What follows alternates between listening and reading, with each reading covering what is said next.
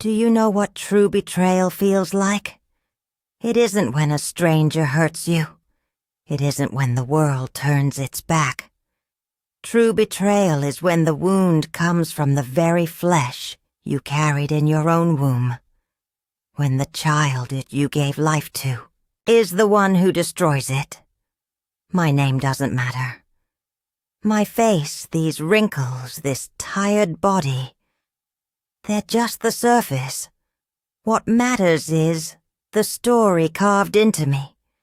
And tonight I will tell you my darkest truth. Not because it is easy.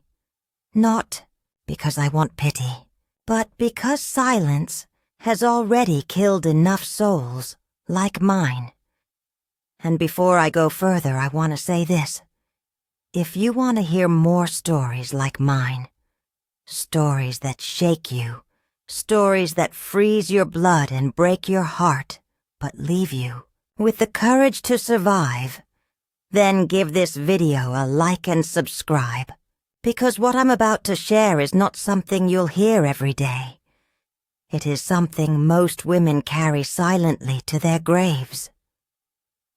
He was my son, my boy, the child I once rocked to sleep against my chest, the one I sang to under the pale light of the moon, the one whose first steps filled me with hope when I thought life had nothing left to give me. I gave him everything, my body, my youth, my hands, my sleepless nights. I raised him in a world that gave me nothing but pain, and still, I poured into him all the love I never received. But love sometimes does not save you. Sometimes love blinds you. I didn't see the monster he was becoming. Or maybe I didn't want to see it. The first time he hurt me, it wasn't with his hands. It was with his eyes.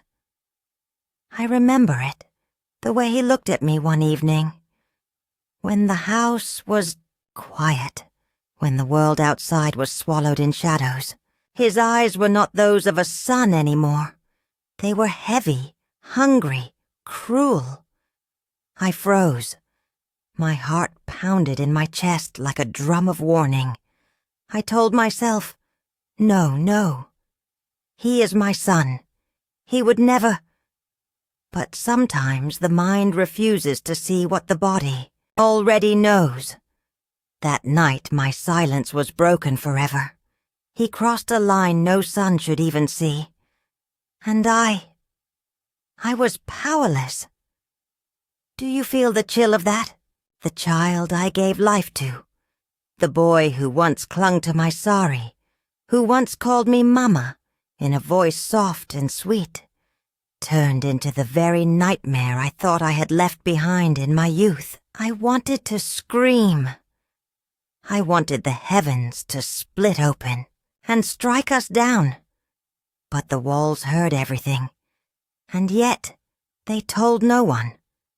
And when it was over, I lay there shaking, broken, my heart shattered into pieces, too sharp to ever put back together.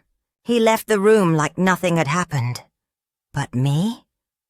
I died that night. A part of me never rose again. Do you know what the cruelest part was? I could not even tell the world. Who would believe me? Who would listen to an old woman say, "My son raped me"? They would spit in my face. They would call me mad, cursed, shameless. They would protect him, not me. Because society always asks the woman, "What did you do? How did you provoke it? Why didn't you stop it?" So I stayed silent while my body trembled in the dark, silent while my soul cried out for justice, silent while the child I once nursed with my own milk became my jailer. Silence. It was the second crime committed against me. And it did not happen just once. No. Once would have been a wound. This became a pattern, a cycle of terror. Nights when I prayed he wouldn't come. Nights when the creak of the floorboards made my blood run cold. Do you know what it's like to fear your own child's footsteps? To pray your son never enters your room? That is a curse no mother should ever bear. I wanted to run. But where? An old woman with no money, no family. No one to believe her. Where could she go? My own past had already branded me as weak, as unworthy. And now this? Who would shelter me? Who would fight for me? No one. So I endured. Each day I wore my silence like a mask. I cooked. I washed. I smiled when neighbors came by. I pretended I was not living in hell. Pretended I was not breaking piece by piece. That is how women like me survive. Not by fighting. We don't always have the power to fight. We survive by wearing masks so heavy that sometimes we forget what our real face looks like. And yet, despite the horror, despite the endless nights of betrayal, I lived. I lived because somewhere deep inside me, a small voice whispered, "One day, this story will not be just your burden. One day you will speak, and others will hear, and you will not be alone anymore." That is why I speak tonight, because silence nearly buried me, because I will not let it bury you too. Do you know what it feels like to sit at a table with the one who destroyed you? To place food on his plate, to watch him eat with the same mouth that once cried, "Mama," while your own stomach twists. With sickness, that was my daily life. I would stir the pot, salt the bread, serve him tea, all while holding back tears that burned like acid inside my chest. I didn't hate him at first. No. The first emotion was confusion. I kept asking myself, what went wrong? Was it something I did? Did I raise him wrong?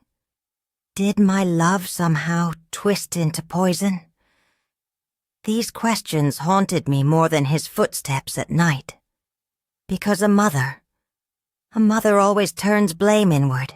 She thinks, I must be the reason my child has turned into this. But as the nights dragged on, as his shadow grew heavier over my soul, that confusion turned into fear, and fear, when it lingers too long, turns into something darker. Despair. I felt trapped in a cage I never built, sentenced for a crime I never committed. My son had become both my jailer and my punishment. And here's the truth I hate to admit. Sometimes I wished he would just kill me. That way it would be over. No more footsteps in the dark. No more trembling in silence. No more pretending in the daylight. Death seemed kinder than survival. But life is cruel. It drags you forward even when you don't want to move. There were nights when I clutched my chest, whispering to God, "Take me away. Let me close my eyes and never wake again." But I always woke up, always, and he always came back. Do you feel the chill in that? To want death and yet be denied it? To beg for an ending and instead be given another night of terror? That was my curse. You might be wondering, why didn't I scream? Why didn't I tell someone? Anyone? I'll tell you why. Because the world is deaf to women like me. Because if I opened my mouth, they would twist my words. They would protect him. He was a man, a son. Society sees sons as saints, as heirs, as pride. But mothers are supposed to be silent, pure, unbreakable. If a mother speaks of betrayal, The world does not believe. And so I stayed silent. I carried his crime in my body, in my bones, in the wrinkles that now line my face. Every scar on me is a sentence in the story I could not tell then. But I tell it now, here, to you, because I am tired of silence. There's something I never told anyone. Sometimes I would look at him while he slept, and I would search for the boy I once knew. The boy who laughed when I sang to him. The boy who once wrapped his little fingers around mine and made me believe in miracles. And I would wonder, where did he go? When did my son die, and this monster take his place? That question is the one that breaks me most, because I did not just lose my body, I lost my child. And do you know what else hurts? People still praised him. Neighbors would say, "You're so lucky to have a son who looks after you in your old age." I would nod, smile, swallow the bile in my throat. They thought he was my blessing. They never knew he was my curse. Imagine that, living in a theater where everyone claps for your abuser while you sit in the shadows, bleeding in silence. That's what life was. A cruel performance where I was the actress, trapped in a role I never chose.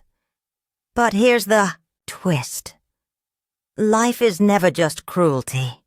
Somewhere, in the cracks of despair, small lights appear. Sometimes in the form of a word, sometimes a glance, sometimes even in the smallest breath of hope. And I want you to listen carefully here. No matter how deep your hell is, there is always, always a spark. I didn't see it then. But looking back now, I realize, even in my darkest nights, the spark was there. Maybe you're watching this, and your spark is hidden too. Maybe you feel alone, broken, silenced. Maybe you think no one would believe you. But I'm here. I'm proof. I'm speaking now. And that means you can too. You don't have to remain in silence. Do you see? These hands. She raises her wrinkled hands slowly into the light. They are tired, they are scarred, but they are still mine. They fed a son who betrayed me. They carried burdens that almost killed me. They wiped tears that no one else ever saw. And yet, they are still here, and so am I. And if I'm still here, so can you be. Do you know what is worse than pain? It's the pretending, the smiling when your insides are screaming, the nodding when people talk about what a good son you have, the laughter you force out, even though it tastes like poison in your throat. That was my everyday life. The world saw me as blessed. Look at her, they whispered. So lucky. Her son takes care of her. If only they knew the truth. If only they could hear the sound of my heart racing at night when I heard his footsteps. If only they could see the bruises I hid under my shawl, the tremor in my hands, when I served him food. But they didn't see. They didn't want to see. The world loves a pretty lie more than an ugly truth, and I gave them their pretty lie. I fed it to them with my silence. I let them believe I was cared for.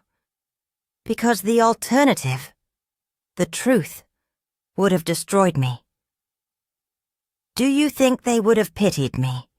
No. They would have mocked me, shamed me, cursed me. They would have spat at me in the streets, because society never blames the man. It always blames the woman, even when she is the victim, especially when she is the mother. I would go to the market sometimes, carrying my little basket. Women would greet me, smile at me, say, "You're fortunate. My sons don't even call me. Yours lives with you, takes care of you. You must be so proud." Proud. Do you know how that word cut me? Each time they said it, it was like a knife twisting in my gut. Proud. I wanted to scream at them. No. He is not my pride. He is my nightmare. But I kept quiet. I forced a smile. Because that's what women like me are trained to do. To stay quiet. To carry shame that isn't ours. And the nights? They never stopped. They came like storms. Uninvited, unstoppable. Some nights, I would sit by the window until my eyes burned, pretending to be asleep in the chair just so he wouldn't drag me from bed. I thought maybe, if I looked too fragile, too tired, too broken, he would leave me alone. But monsters don't stop when they see weakness. They feed on it. I learned to live in two worlds. In the daylight, I was the mother, cooking, cleaning, smiling, nodding. In the darkness, I was the prisoner, silent, trembling, begging God for mercy. My soul split into pieces, one for each world. And every day I asked myself, how long can I keep pretending before one half of me devours the other? There were moments when I caught neighbors staring too long. Maybe they noticed the sadness in my eyes. Maybe they wondered why I always seemed tired. Maybe they even suspected. But no one asked. No one ever asks. Because people don't want answers they can't handle. Do you know what loneliness is? It's not just being alone in a room. It's being surrounded by people. Neighbors, shopkeepers, relatives, and knowing that not a single one of them sees the truth. That even if you screamed, they would cover their ears. That kind of loneliness, it makes you disappear inside yourself. I used to think of my younger days, of all the struggles I survived before. Hunger, beatings, loss. I thought I had faced the worst life could throw at me. But this was different, because the enemy wasn't outside anymore. He was inside my house, inside my blood, my own son. And tell me, how do you fight that? How do you fight a monster that shares your face, your name, your history? Every time he looked at me with those dark eyes, I felt my soul shrink a little more. And yet, when the world praised him, I smiled. That is the cruelty of it.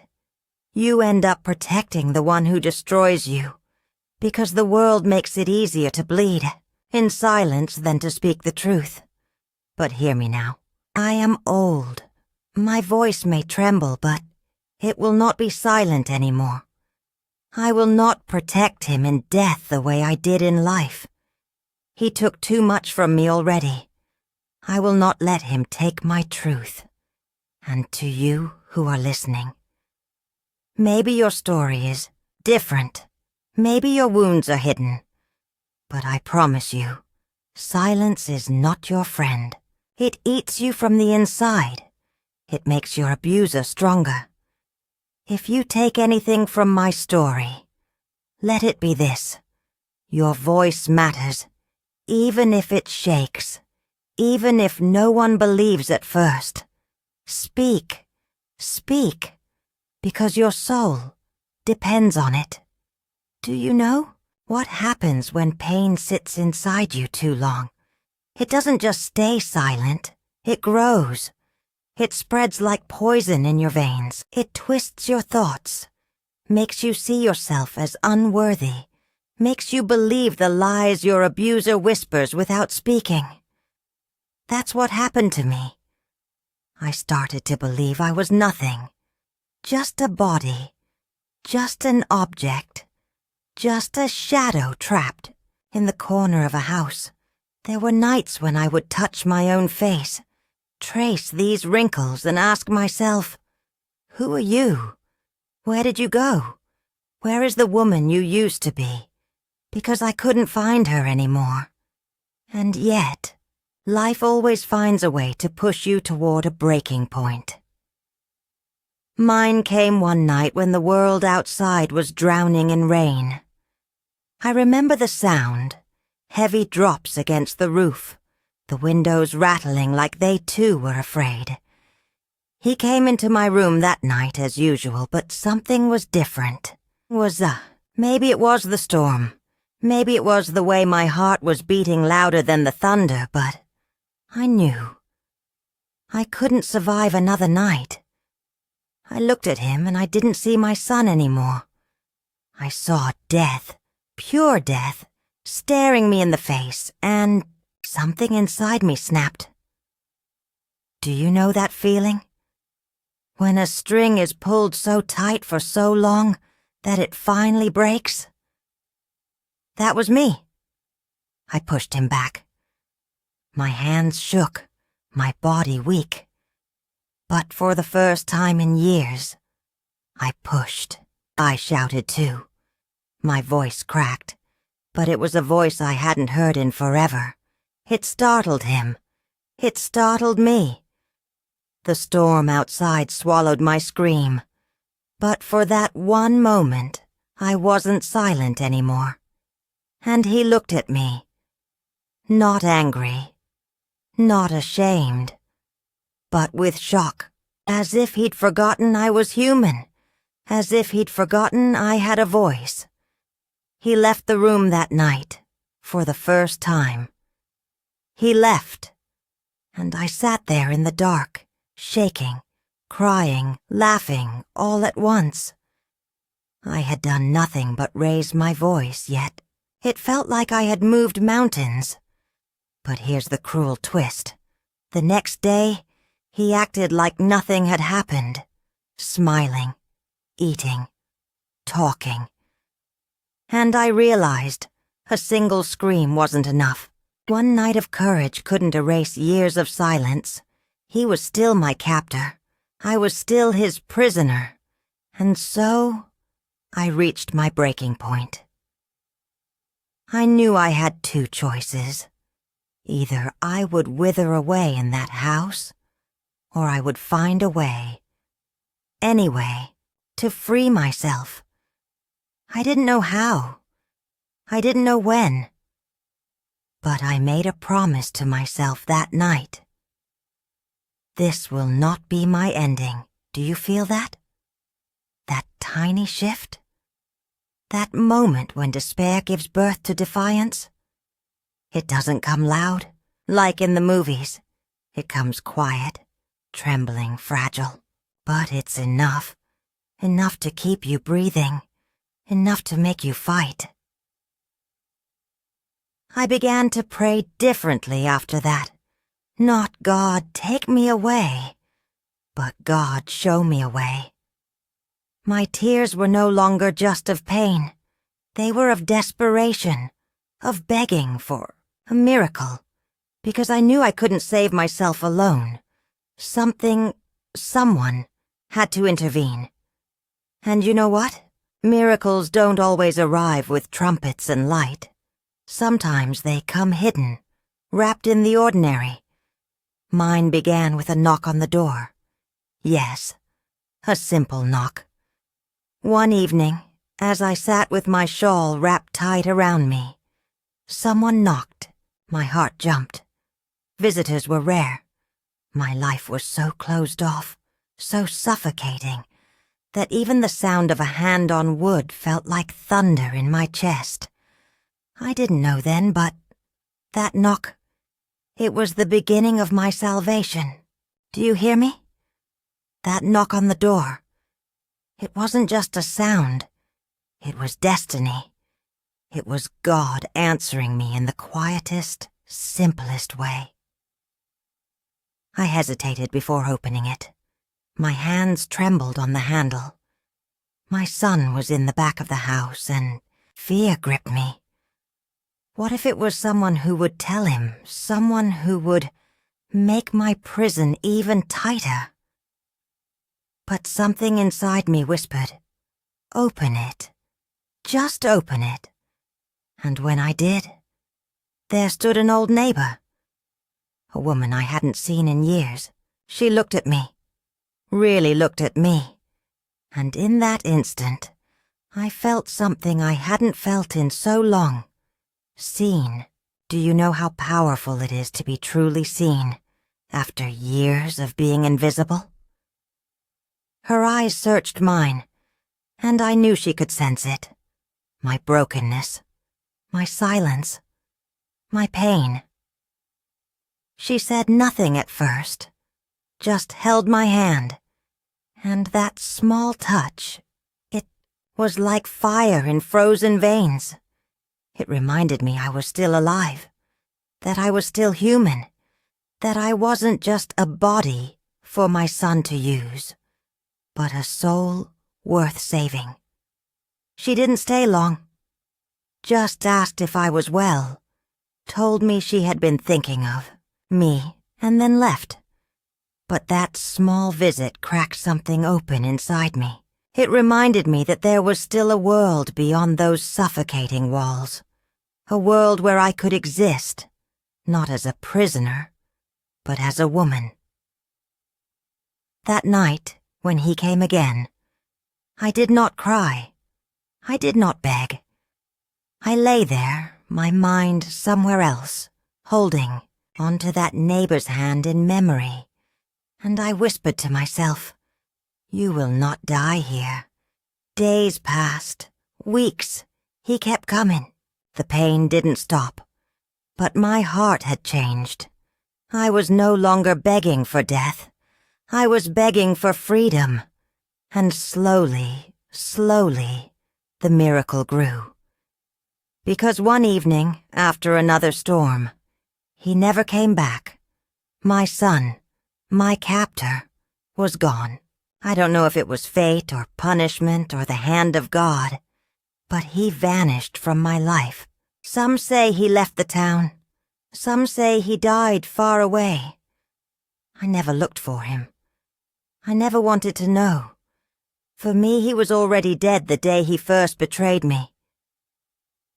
Do you know what freedom feels like after years of chains?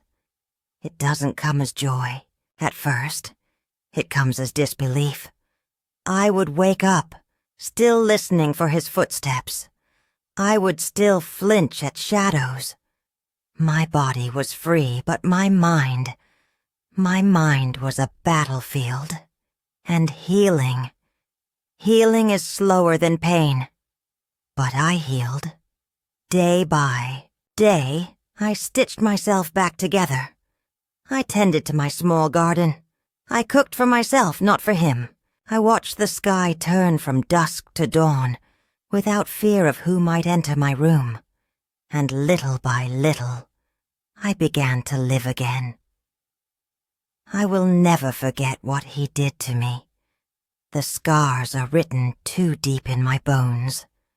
But I am not just his crime. I am not just the silence he forced on me. I am a survivor. I am a woman who walked through fire and came out burned. Yes, but still breathing. And that breath, this breath you hear right now, is my victory. And to you listening, maybe with chills running through your skin, maybe with tears in your eyes, hear me. Evil can come even from where you least expect it. Pain can wear the face of family, but so can strength, so can hope. Do not let what destroys you define you. Speak, shout, survive. Because silence only serves the abuser. Your voice is your weapon. Look at me.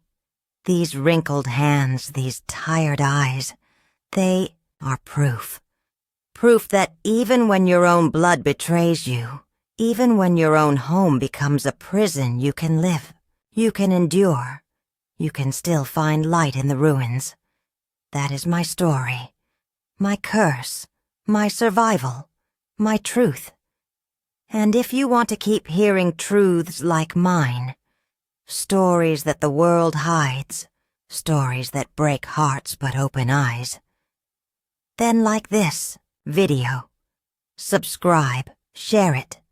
Let no other woman carry her silence to the grave, because silence is the real killer. And tonight, I have broken mine.